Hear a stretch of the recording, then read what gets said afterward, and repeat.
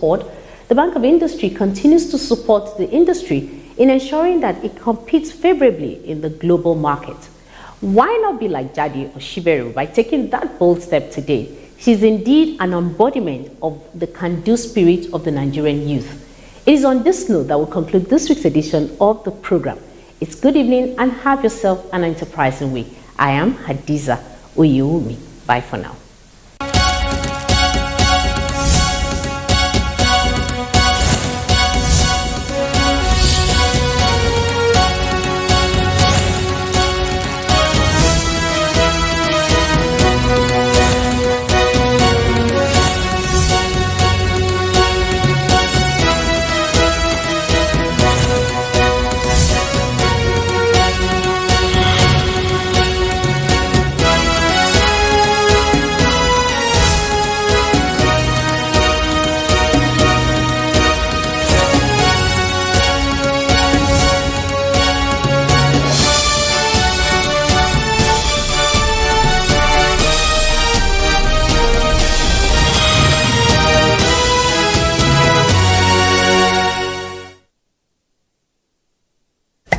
"24 hours a day, 7 days a week. You can watch NTA International live on your TV, computer, iPad, tablet and phone. Log on to visiontv.co.uk and click on Entertainment, then NTAI. You can also download the iOS or Android app on your mobile devices to watch NTA International on the go, anywhere in the world. NTA International, your window to the world.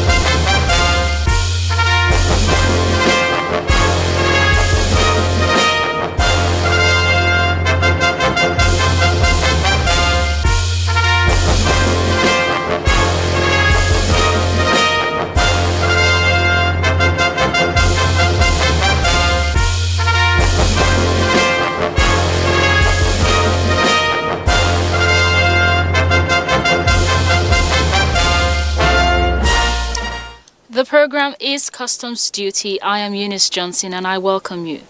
In today's episode, Controller General of Customs commissions the Management Office of the Nigeria Customs Service Modernization Project.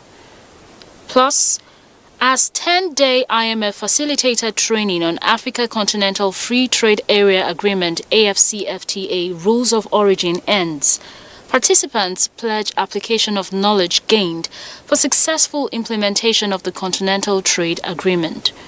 We'll also bring you the Customs Hub segment, where we bring you information regarding imports and excise duties collection for the week. Stay with us.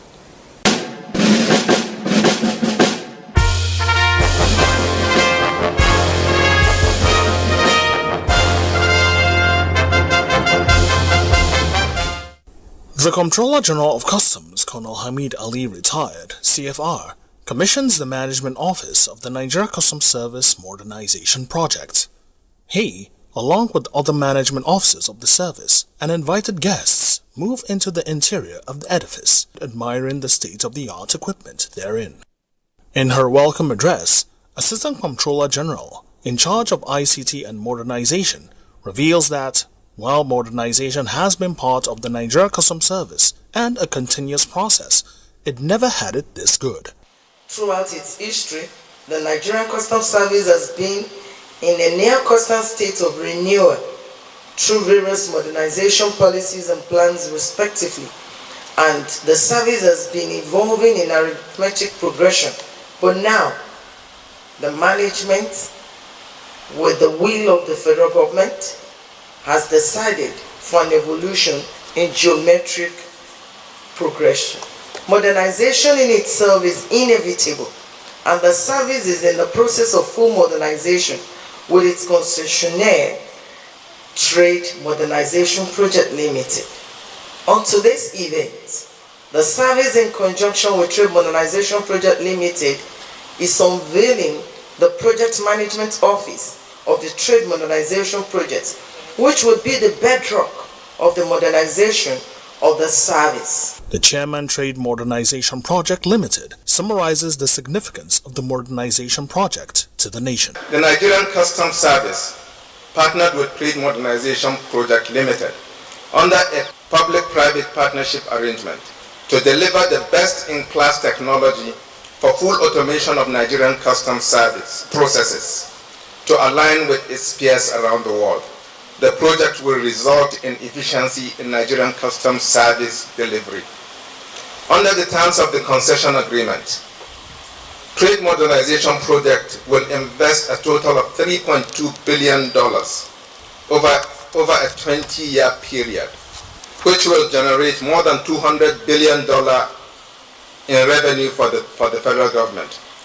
The financing for the first phase of the project, in sum of $300 million, together with a cash-backed $9 million performance bond in favor of NCS, have been secured through our financial partners. A substantial part of this investment will go towards building the capacity of Nigerian Customs Service, ensuring business continuity, and managing the associated project risk. The retrofit of the Project Management Office is part of this initial investment. For the Comptroller General of Customs, Colonel Hamid Ali retired, CFR, modernization is indeed the way to go, considering its enormous benefits in making the service of the Nigeria Customs Service more efficient and transparent, but maintains it is not a one-man show. By leveraging technology effectively, NCS can adapt to changing market dynamics in trade, optimize our operations, and unlock new revenue streams, thereby contributing to economic growth and well-being of our citizens. As we launch the Project Management Office today, it symbolizes the beginning of a journey filled with excitement, camaraderie, and personal triumphs for NCS. Let us remember that the true victory lies not only in reaching the finish line, but also in the spirit to bring to this race the desired speed. Let us encourage and uplift one another, for it is the collective energy of this event that makes it truly an extraordinary project. He acknowledges the doggedness of the officers of the Nigeria Customs Service in the journey so far, and also appreciates the concessionaires for their support and commitments to the ongoing partnership. This for you. This for Colonel Hamid Ali.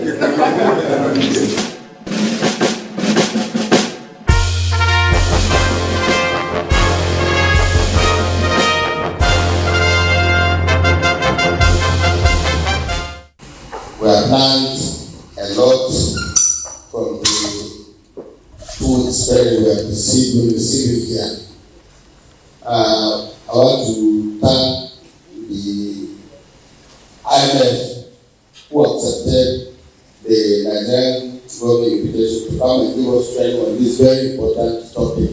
It's going to go a long way in the discharge of our day-to-day duty, and we are almost ready. If today the rules of origin are given to us, if we will need a little rush to complete what we gather here. The training has been good in that it will improve our efficiencies, once it comes with dealing with the aspects of rules of origin in our work. So the activities especially, it was very interactive.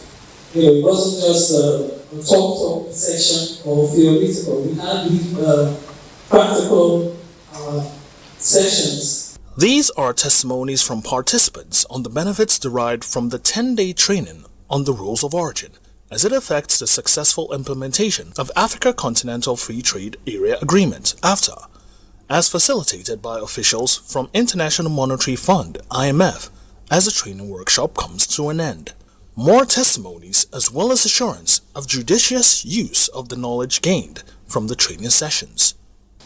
We are now better informed on standard operating procedures on rules of origin. I want to assure you, sir, that the knowledge gained on your lecture shall be put in good use, both in trade facilitation, revenue generation, and in our future endeavors. In his remark to mark the end of the 10-day session, Deputy Comptroller General Bashir Adeni reminds that this is just the beginning of such training, owing to the importance of rules of origin in the implementation of AfTA. The workshop on the rules of origin is not going to be an event. It is going to be a process. So we have started the process now. It will continue. We saw the statistics and we discovered that intra-African trade, despite the fact that it is generally considered to be very low, but in the last 2-3 years since the signing of the agreement, the volume of trade is increasing, is growing. Between 2021 and 2022, it grew by about 2%. So we expect that the trend will continue, and so the issue of rules of origin will continue to dominate our discussion, and it will continue to find its way into our training programs. The IMF team has hitherto emphasized the need for capacity building while meeting with the customs management when the team first arrived about 2 months ago, an idea the Comptroller General of Customs, Colonel Hamid Ali, retired, also viewed as key to the development of the Nigeria Customs Service generally, and in this context, the playing of the service's role effectively in order to derive maximally the benefits of Africa Continental Free Trade Area Agreement, AfTA. Modern businesses move at an incredibly fast pace, and economic advancements are aided through the progressive integration of technology. Forward-thinking organizations like Nigeria Customs Service have imbibed the culture of harnessing technology to facilitate trade.